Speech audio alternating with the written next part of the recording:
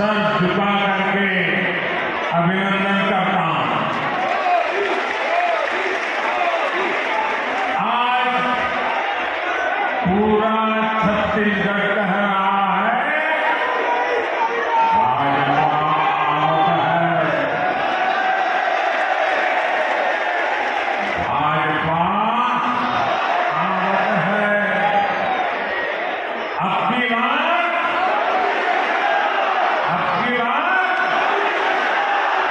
की बार मेरे परिवारजनों,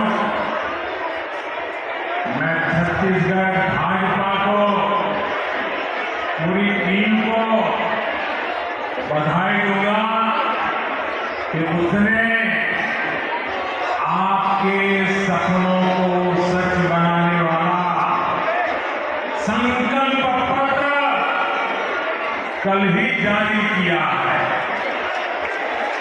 इस संकल्प पत्र में छत्तीसगढ़ की माताएं, बहनें, महिलाएं, यहां के युवा, यहां के किसानों को सबसे बड़ी प्राथमिकता दी गई है। और भाजपा का ट्रेंड तो है कि हम जो कहते हैं वो करके रहते हैं। छत्तीसगढ़ को भाजपा ने बनाया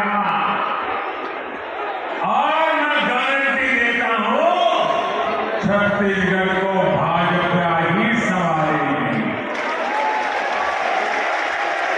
लेकिन भाइयों बहनों, भाजपा के संकल्प पत्र के आगे कांग्रेस का झूठ का पुलिंदा भी है। कांग्रेस की प्राथमिकता क्या है?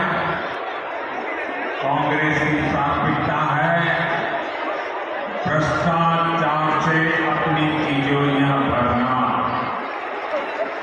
कांग्रेस की प्राथमिकता है अपने नेताओं के चहेतों को नौकरियां बांटना, आपके बच्चों को नौकरियों से बाहर करना। पीएससी घोटाले में कांग्रेस ने यही तो किया। कांग्रेस ने आपके बच्चों को बाहर कर दिया और अपने बच्चों को भर्ती किया। आप यहां सरकारी दफ्तरों में जाते हैं, लोग क्या कहते हैं? पूरा छत्तीसगढ़ क्या कह रहा है? गरीब से गरीब मेरा छत्तीसगढ़ी क्या कह रहा है? पूरा छत्तीसगढ़ एक ही बात कह रहा है। जब सरकारी दफ्तर से निकलता है एक ही बात बोलता है, 30% तक का आपका काम पक्का। 30% तक का आपका काम पक्का। कांग्रेस की हर घोषणा में 30% का खेल पक्का है। इसलिए 30% सरकार से छत्तीसगढ़ छुटकारा चाहता है। इसलिए छत्तीसगढ़ कह रहा है औ नहीं सही हो, औ नहीं सही हो, औ नहीं सही हो, औ नहीं सही हो। साथियों, छत्तीसगढ़ की कांग्रेस सरकार आपको लूटने का कोई मौका नहीं छोड़। इन्होंने तो महादेव के नाम को भी नहीं छोड़ा है।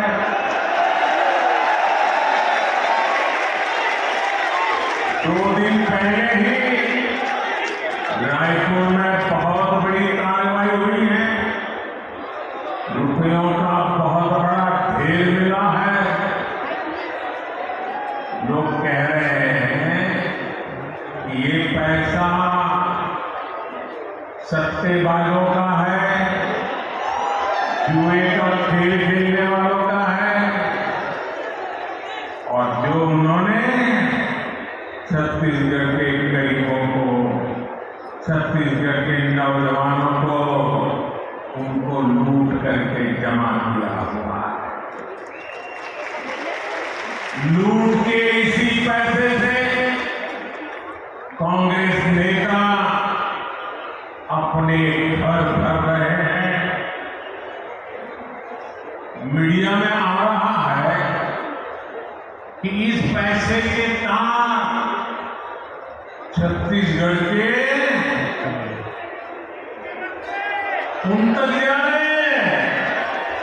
मालूम है किस तक जा रहे हैं, कहां तक पहुंच रहे हैं? छत्तीसगढ़ के लोगों को मालूम है कहां तक पहुंच रहे हैं? जरा जोर से बताइए कहां तक पहुंच रहे हैं?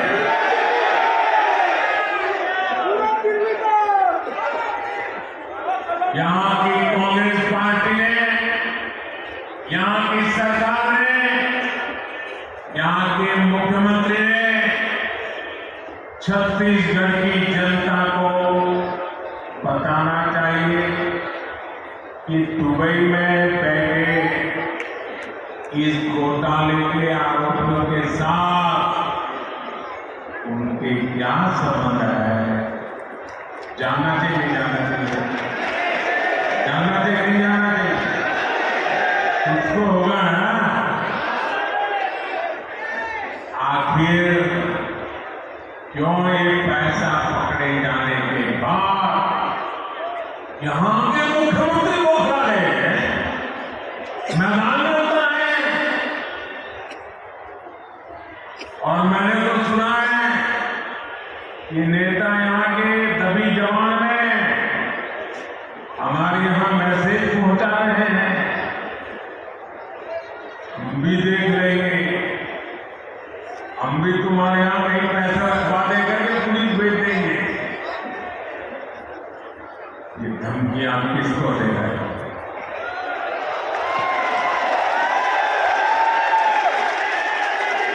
किसको डरा रहे हो?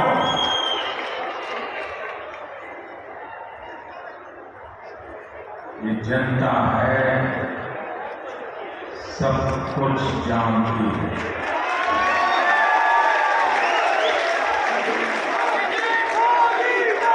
मोदी को तो ये कांग्रेस ही दिन रात गालियां देते हैं। हर दिन में 2-2.5 किलो गालियां खाता हूं, लेकिन यहां के मुख्यमंत्री अब देश की जान एजेंसियां, देश के सुरक्षा बल, उनको भी गाली देने लगे। इन साथियों पर भी अनाप शनाप आरोप लगा रहे हैं। लेकिन मैं छत्तीसगढ़ के अपने भाइयों और बहनों को कहूंगा, ये मोदी है, गालियों से डरता नहीं है। भ्रष्टाचारियों का हिसाब करने के लिए तो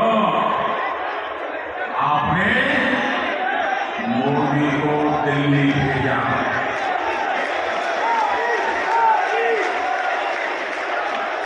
जिन्होंने छत्तीसगढ़ के गरीब को लूटा है, उस पर कार्रवाई होते रहेगी,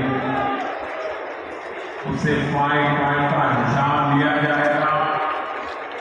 मेरे परिवारों, छत्तीसगढ़ की भ्रष्ट सरकार ने एक के बाद एक घोटाले करके आपका विश्वास तोड़ा है।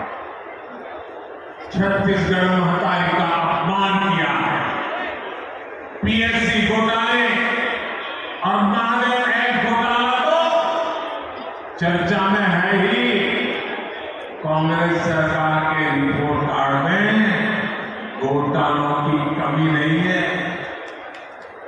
अगर मैं भी बोलने जाऊंगा हर घोटाले की माना तो शायद मेरा अगला कार्यक्रम लेट हो जाएगा।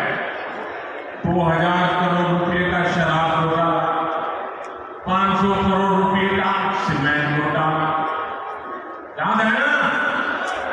आपको याद है? भूल गए हो? 5000 करोड़ रुपए का चावल घोटाला, 1300 करोड़ रुपए का गोठान घोटाला, 700 करोड़ रुपए का डीएमएफ घोटाला, 500 करोड़ रुपए का चावल कस्टम मिलिंग घोटाला, सैकड़ों करोड़ रुपए का कोरोना केसेस का घोटाला। छत्तीसगढ़ को लूटने का कांग्रेस ने कोई भी मौका नहीं छोड़ा। मैं फिर आपको विश्वास दिला रहा हूं, राज्य में भाजपा सरकार बनने के बाद ऐसे घोटालों की सख्ती से जांच की जाएगी। आपका पैसा लूटने वालों को जेल भेजा जाएगा। साथियों, कांग्रेस ने गरीब को धोखे के सिवाय कभी कुछ नहीं किया। हमारे देश का गरीबी हटाओ के नारे सुनकर सामाजिक न्याय की थोथी बातें सुनकर थक चुका था और इस वायदे के नाम पर कांग्रेस द्वारा साल दर साल पीढ़ी दर पीढ़ी देश के गरीबों का भावनात्मक शोषण करते रहे। हर गरीब सोचता था कि कम से कम मेरा बच्चा तो गरीब नहीं रहेगा, लेकिन कांग्रेस के झूठे वायदों ने हमेशा उसे और उसके बच्चों को गरीब बनाकर ही दिया।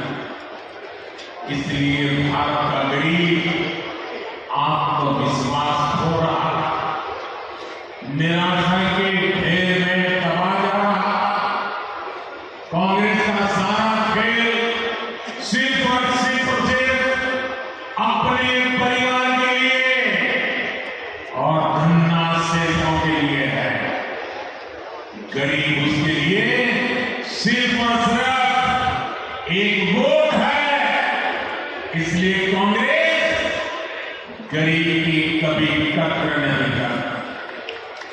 उसे गरीब का दुख दर्द कभी समझ नहीं आता और इसलिए जब तक कांग्रेस के अंदर सरकार रही वो गरीबों के हक का पैसा लूट कर खाती रही, अपने नेताओं की तिजोरी में भरती रही।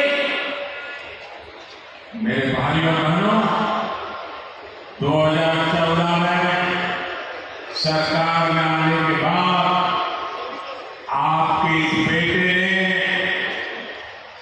गरीब कल्याण को अपनी सबसे बड़ी प्राथमिकता बनाया। हमने अपने गरीब भाई बहनों में ये विश्वास पैदा किया कि उनकी गरीबी दूर हो सकती है।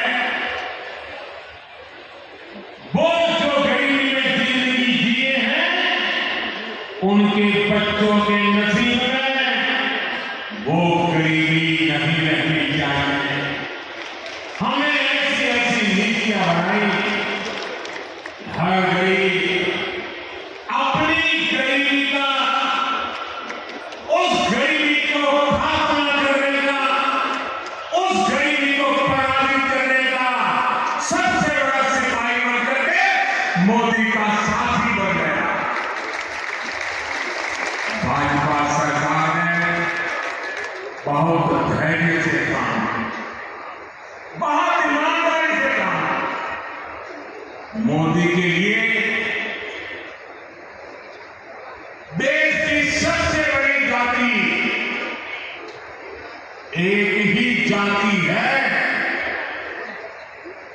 और मोदी का ये बार बार कहना कि अगर मेरे देश में सबसे बड़ी जाति कोई है तो एक ही है, वो जाति है गरीब।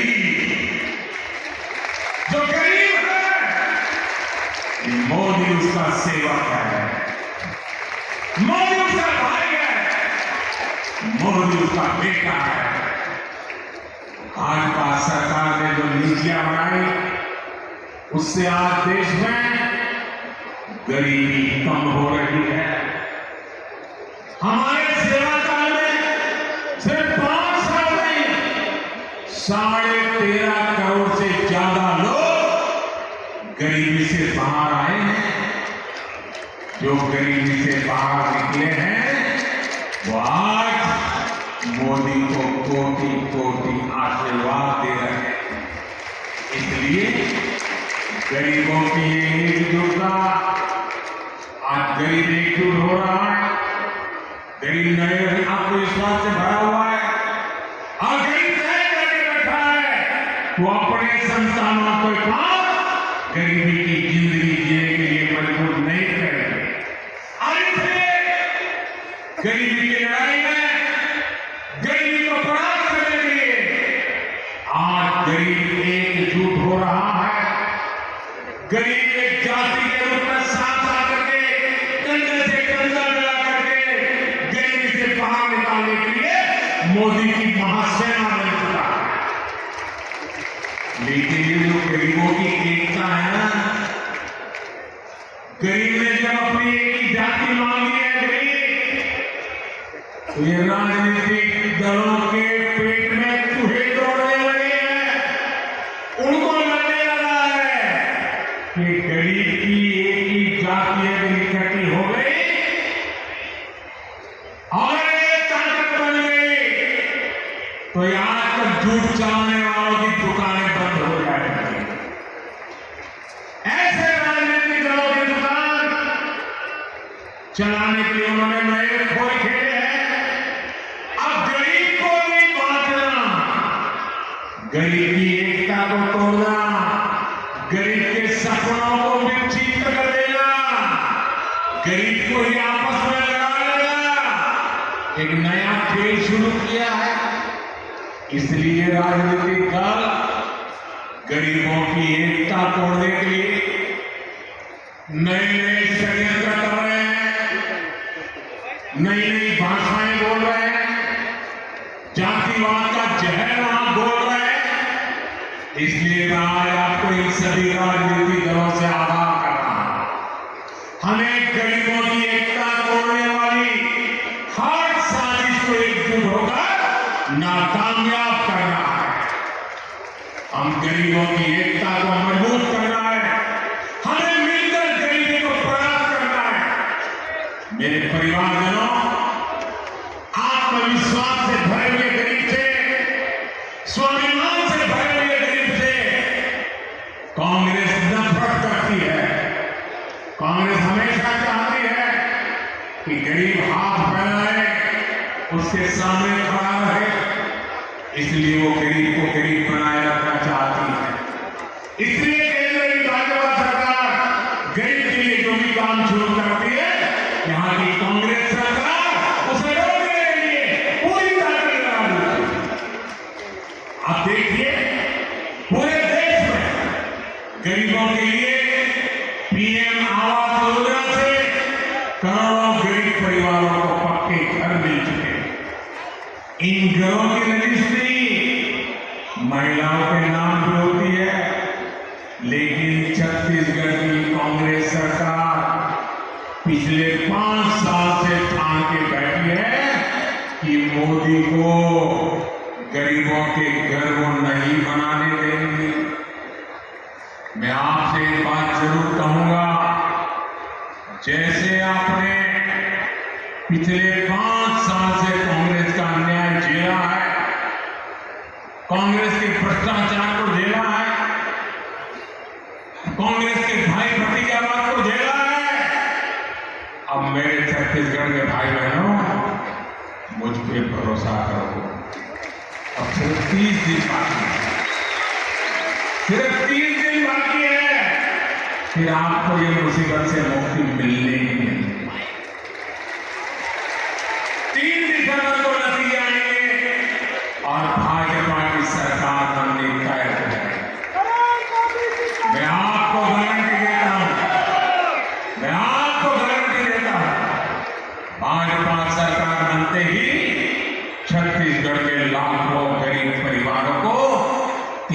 से पक्के घर मिलेंगे। गरीब को शौचालय देने का काम हो, हमारी गरीब को मुफ्त गैस कनेक्शन देने का काम हो, हर घर नल से जल पहुंचाने का काम हो। भाजपा सरकार बनने के बाद ऐसे हर काम में तेजी आ जाएगी।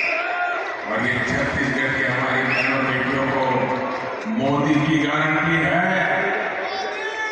मेरे परिवारजनों, मैं आपके बीच से निकल आज यहां पहुंचा। गरीबी की चिंता, गरीब की चिंता करना मैं मेरा जीवन धर्म मानता हूं। ये मेरी चिंता है। जब कोरोना का संकट आया तो गरीब की सबसे बड़ी चिंता थी अपने बच्चों को खाना क्या खिलाएंगे। कोई भी मां खुद पेट बांधकर सो सकती है, लेकिन अपने बच्चे को भूख से गिरता हुआ नहीं देख सकता। कोई भी पिता नौकरी करनी पड़े तो करेगा, रात रात काम करना पड़ेगा तो करेगा, कोई भी काम करना पड़े तो करेगा, लेकिन अपने बच्चों को भूखा नहीं देख सकता। लेकिन कोरोना महामारी में तो सब कुछ ठप पड़ गया। पूरी दुनिया संकट में थी। तब मैंने तय किया कि किसी गरीब को मैं भूखा नहीं सोने दूंगा।